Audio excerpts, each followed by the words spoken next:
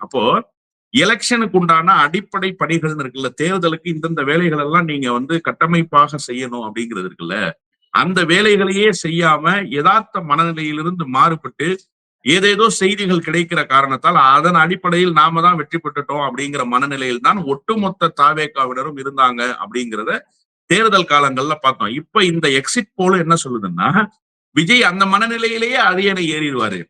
நீங்க சார் முதல்ல எலெக்ஷனுக்கு 3 பணிகளை அடிப்படையாக செய்யணும். நான் தொடர்ச்சியாக சொல்றது அதுதான். முதல்ல உங்களுடைய தேர்தல் அறிக்கை போய் சேரணும். உங்கள் மீதான நம்பிக்கை வரணும். 2வது உங்களுடைய முகங்களை, உங்களுடைய குரலை களத்தில் இருக்கிற நடுநிலையாளர்கள் கேட்கணும். கட்சிக்காரங்க கேட்கறதுன்றது வேற. விஜயினுடைய குரலை தாவேகாவினர் கேட்டிருக்காங்க சார். அதுல ஒண்ணும் மாறுபட்ட கருத்து இல்லை. விஜயினுடைய முகத்தை தாவேகாவினர் பார்த்திருக்கிறாங்க.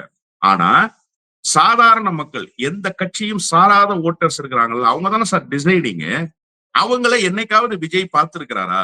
அவர்களுடைய குரலை விஜய் என்னைக்காவது தன்னுடைய செவிகளில் வாங்கி இருக்காரா? இல்ல இவருடைய குரலை அவர்கள் வாங்கி இருக்கிறாங்களா? நீங்க எலெக்ஷன் கேம்பெயினுக்கு வர்றீங்க. முதலமைச்சரினுடைய வாகனம் போய் பரிசோதனைக்காக நிறுத்தப்படுது காவல்துறையால. பரிசோதிக்கும் போது கீழே இறங்கி நடந்து போய் கொண்டிருக்கிற பொதுமக்கள்கிட்ட போய் பேச்சு கொடுக்கிறாரு. எடப்பாடி பழனிசாமி ஒரு உரையாடலை நிகழ்த்துறாரு. நீங்க ஏற்றாலும் மறுத்தாலும் கொள்கை மாறுபாடுகள் இருந்தாலுமே கூட, அவர் அரசியலுக்கு லாயக்கற்றவர் என்று நாம் கருதினாலுமே கூட, சீமான் 234 தொகுதியும் கேம்பெயின் பண்ணாரு. அவருடைய குரல் விளைந்து அவருடைய குரல் வெளிப்பட்ட காட்சியை நம்ம பார்த்தோம். அப்போ மக்களையே நேரடியாக போய் சந்திக்காம விஜய் எத்தனை தொகுதியில கேம்பெயின்? 234 தொகுதியில கேண்டிடேட் போட்டிருந்தாரு. 234 தொகுதியில எத்தனை தொகுதிக்கு அவர் கேம்பெயின்? சசிகலா அம்மா கூட போயிட்டாங்களே கேம்பெயினுக்கு.